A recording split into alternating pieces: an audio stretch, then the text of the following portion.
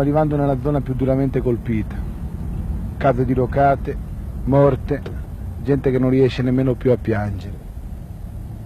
Sono i paesi di Buia, Maiano, la cittadina di Gemona. Altri non siamo ancora riusciti a vedere. Ci hanno detto che anche dei fiumi, dei piccoli corsi d'acqua hanno straripato per la caduta di macerie, di massi.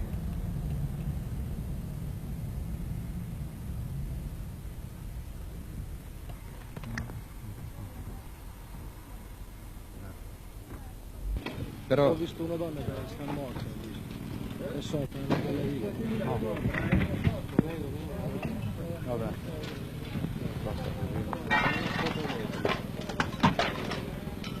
Adesso se non c'ho il tronchetto, aspetta, aspetta.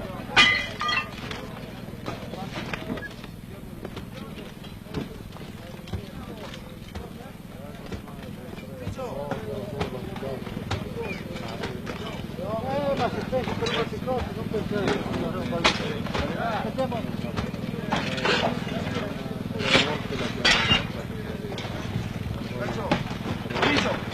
Stanno portando via un bambino di 4 anni, l'hanno trovato sotto le macerie.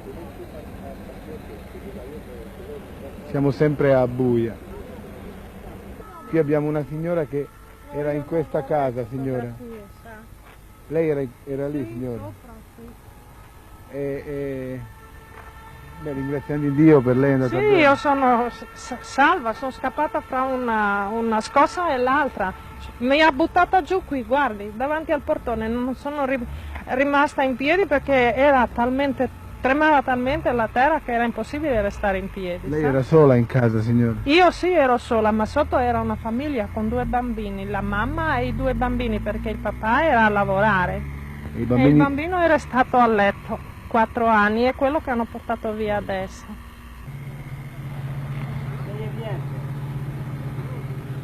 Casa sola, signorina, lei è qui di casa sola. La vedo molto dura, molto... Guardi. Lei abitava lì? No, io abito qui, comunque è inabitabile anche questo. La vedo che non piange, cioè una che sa stare con i piedi per terra. Cosa serve piangere? Qua bisogna ricostruire, non piangere.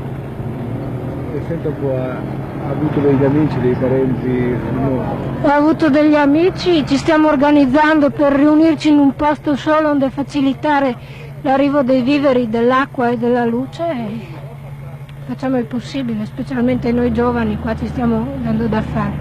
Lei è stata molto convincente con noi, forse più di qualunque autorità. Cos'è il dolore che la porta a essere? Non so, guardi, questo era il mio mondo, il mio Friuli. Io vivevo qui, adesso guardi cos'è.